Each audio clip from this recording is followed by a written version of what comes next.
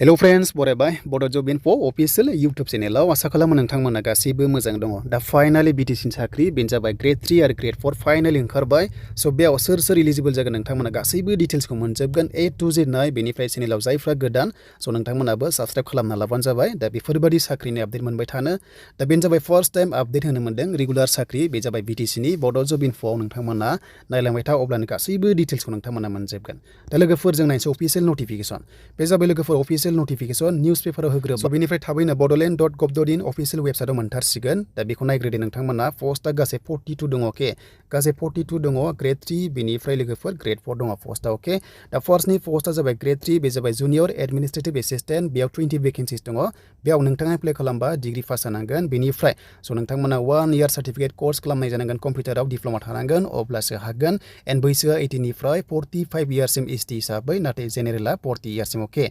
And बेनिफ्राय स्टेनोग्राफार दङ बेवहाय सा 12 दङ बेयावबो नोंथांमोना डिग्री पास खालामनांगोन। बेनिफ्राय नोंथांमोननि बे क्वालिफिकेसना जाहैबाय स्टेनोग्राफाराव नोंथांमोना डिग्री पास एन्ड बेनिफ्राय नोंथांमोनखौहाय टेस्ट लानाय जागोन IT लेभेलनि 80 वर्ड्स पर मिनिट नोंथांमोना शर्ट हेन्ड टेस्ट लाजागोन बे पोस्टआव खालामबा। एन्ड बेनिफ्राय नोंथांमोना दा लोगोफोर बे पोस्टआ जाबाय स्टेनोग्राफार सा 12 दङ भेकेन्सिया डिग्री पास खालामनांगोन बेयावबो। एन्ड बेनिफ्राय 1 इयार डिप्ल'मा नांगोन बेयावबो नोंथांमोना एन्ड कम्पिउटार सार्टिफिकेट बे 1 इयार। एन्ड बेनिफ्राय नोंथांमोनखौहाय टेस्ट लानाय जागोन 80 वर्ड्स पर मिनिट नोंथांमोना शर्ट हेन्ड टेस्ट लायो बेखौ मिथिखागौ जायफ्रा स्टेनोग्राफार खालामदों। एन्ड बेनिफ्राय जायखिजाया डिग्री पास जानो हागोन।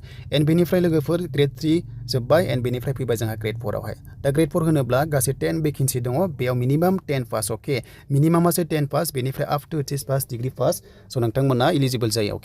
बैसो 18 निफ्राय 45 इयार्ससिम एन्ड बेयाव नोंथांमोना एप्लाइ खालामबा अफलाइनसो खालामनांगोन दे। अफलाइन खालामबा नोंथांमोना नैबे स्टेन्डार्ड फर्मखौहाय सो नोंथांमोना प्रिन्ट खालामनानै बा डाउनलड खालामनानै फिलआप खालामनानै लिरनांगोन आरो गासैबो डकुमेन्ट्सखौ जेरेक्स कपि खालामनानै गाव गावनि सेल्फ एटेस्टेड होनांगोन आरो लोगोसे गांनै फट'कपिस नोंथांमोना हरनांगोन।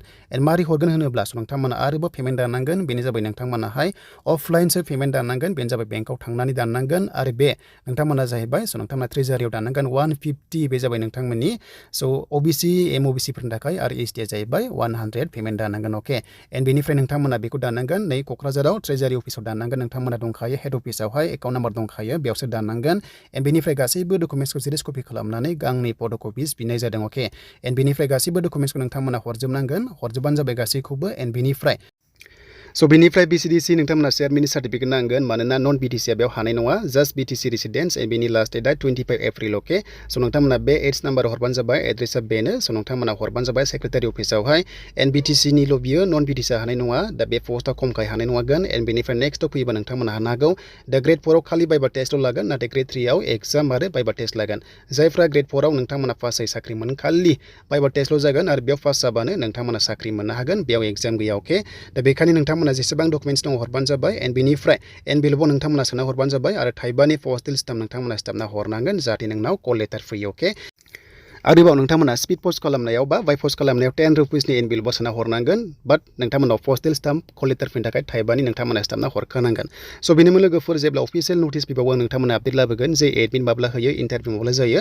सो नोंथांमोना A to Z आपडेटखौ लाबोबाय थागोन बेखायनो Bodo Job.info इउटुब चेनेलाव दासिमबो साबस्क्राइब खालामाखैबा सो नोंथांमोना खालामनानै लानो हागोन साख्रिनि आपडेट मोनबाय थानो।